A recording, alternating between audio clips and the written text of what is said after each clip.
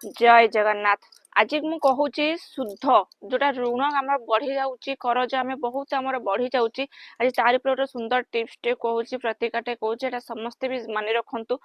जदि आप शुद्ध क्या दौरान ताहले केबे हेले एही दिन मानकरे दियंतु नाही कारण दबा द्वारा एटा कोन होइतबो ना आपनकर टंका फेरी पाइबा पय आपन बहुत कष्ट करिया पय पड़िबो।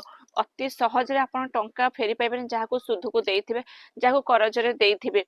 ଆପଣ ମନେ ରଖନ୍ତୁ କାଉଣ୍ଟ କରିନିଅନ୍ତୁ କ୍ୟାଲେଣ୍ଡର ବି ମାର୍କ କରିନିଅନ୍ତୁ କୋଉ ଦିନ ଦେବେ ନାହିଁ କାହାକୁ ସୁଧ। ଅମାବାସ୍ୟା, ପୂର୍ଣ୍ଣିମା, ନବମୀ ତିଥି, ଅଷ୍ଟମୀ ତିଥି ଆଉ ମଙ୍ଗଳବାର ଦିନ ଏହି ଦିନ ମାନଙ୍କରେ କେବେ ହେଲେ କାହାକୁ ସୁଧ ଦିଅନ୍ତୁ ନାହିଁ କି କରଜ କାହାକୁ ପାଖକୁ ଦିଅନ୍ତୁ ନାହିଁ କାରଣ ଆ ଦ୍ୱାରା ଆପଣଙ୍କର ଟଙ୍କା କେବେ ଆପଣଙ୍କ ପାଖକୁ ଜଲ୍ଦି ଫେରି ଆସିବନି। ଆର ଆପଣଙ୍କର ବି ଟଙ୍କା ବୁଡି ଯିବାର ସମ୍ଭାବନା ଥାଏ। ଏହି ଦିନ ମାନେ ନିଶ୍ଚିନ୍ତ ଏଇଟା ମାନି ରଖନ୍ତୁ। ଆଉ କୋଉ ଦିନ ଆପଣ ସୁଧ ଆଣିବେ ନାହିଁ जोटा कि आमर देखंतु जो मैंने शुद्ध को आणुछंती से माने केबे हेले मंगलवार शनिवार शुद्ध नियंतु नाही कने नबा द्वारा शुद्ध होची नबा द्वारा कने मंगल शनिकर होची प्रभाव दृष्टि पड़ता जोटा कि आपनकर आर्थिक अवस्था को बहुत असह्य बहुत कष्ट पड़ जाई थाए जोटा द्वारा कि आपन शुद्ध बहुत जल्दी सुझी पारिबे नाही।